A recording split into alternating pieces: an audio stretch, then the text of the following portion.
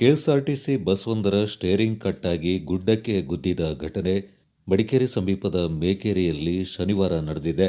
ಅದೃಷ್ಟವಶಾತ್ ಯಾವುದೇ ಅನಾಹುತ ಸಂಭವಿಸಿಲ್ಲ. ಕುಟ್ಟದಿಂದ ಮಡಿಕೇರಿಗೆ ಬರ್ತಾ ಇದ್ದ ಸಾರಿಗೆ ಬಸ್ನ ಸ್ಟೇರಿಂಗ್ ಏಕಾಏಕಿ ಕಟ್ಟಾಗಿದೆ.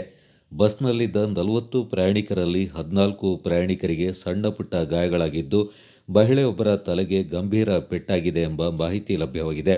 ಬಸ್ ಚಲಿಸ್ತಾ ಇದ್ದ ರಸ್ತೆಯ ಎಡಭಾಗದಲ್ಲಿ 106 ಅಡಿ ಆಳದ ಪ್ರಪಾತವಿದ್ದು, ಬಲಭಾಗದಲ್ಲಿದ್ದ ಬೆಟ್ಟಕ್ಕೆ ಗುದ್ದಿ ನಿಂತಿದೆ.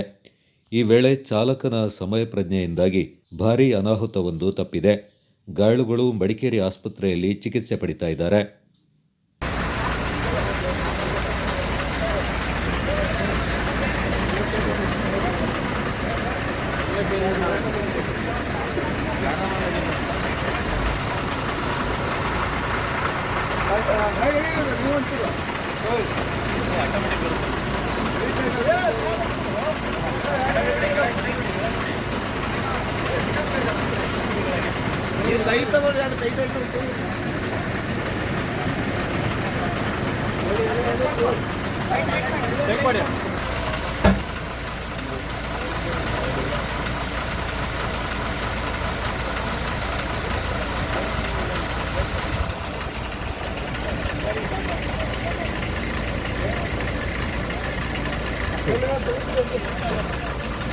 ಆಗಿಲ್ಲ ಅದು ಇದು ರಿವರ್ಸ್ ಎಳೆದು ಇದನ್ನ ತೆಗೆದು ಮುಂದೆ ಸಿಕ್ತು ರೋಡ್ಗೆಲ್ಲ ಜನ ಮಾಡ್ತಾರೆ. ಈಗ ಇದು ಬಂದ ಮೇಲೆ ಆಯ್ತು.